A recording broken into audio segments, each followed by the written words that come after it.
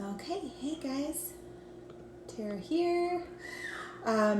So today I want to talk about basically what toxin-free looks like in my life, and then 2 tips on how you can quickly and easily start going toxin-free. My second tip I'm going to share actually helped me switch most of my products in just a month, and I actually saved money, so that's pretty cool. So I found a lot of people struggle with knowing kind of what toxin-free even looks like, but you don't have to struggle with that. It's not as complicated as it sounds sometimes.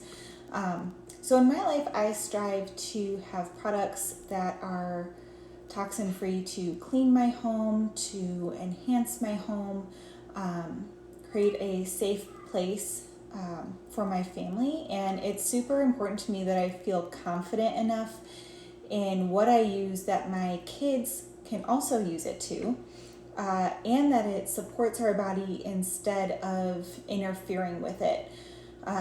Same goes for my personal care, like my skincare, my makeup, any like body products, body wash, shampoo, that kind of thing, hygiene. So I also feel strongly about non-toxic business, which I'll probably get more into on another day.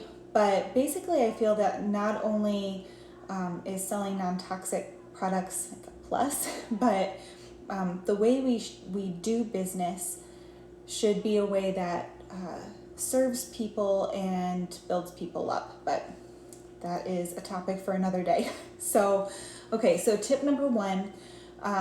In order to switch to non-toxic products effectively, you need to make sure that you avoid the ingredient fragrance, or sometimes it's labeled as perfume. So there are plenty of other ingredients to avoid, but for something simple to remember, just remember that you don't want something with fragrance. That the word fragrance is actually a loophole where they can basically put whatever they want into the under the label fragrance, and a lot of those products or ingredients are toxic. Some of them are even known carcinogens. So in general, we just want to blanket not use products with fragrance. That goes for everything. So I want you to check your products. That's your cleaning products, your facial care, your kids' products, like their bubble bath or their shampoo, things like that, your makeup, your laundry detergent, okay? Just check the labels. If it has fragrance or perfume in it, just know that eventually you're going to switch that product out. So tip number 2, what really helped me when I started to replace my toxic products was using multi-purpose items. So I was able to switch more items and do it faster because I learned how to find products that served multiple purposes. So this has also saved me money, and it's allowed me to ditch some of that toxic junk a lot faster. So an example would be that I switched out my facial cleanser, my body wash, and my shave cream all with one product. It's a cleansing bar that's super amazing, all plant-based, natural, good stuff, and my skin has never felt better.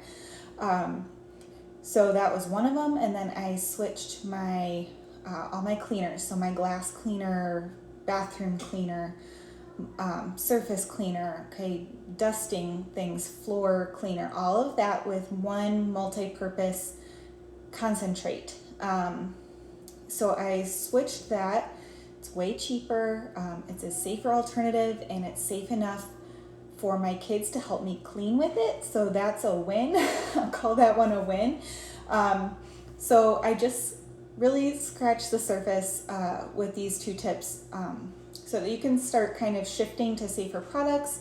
If you really want to make sure that you're switching these things efficiently and effectively.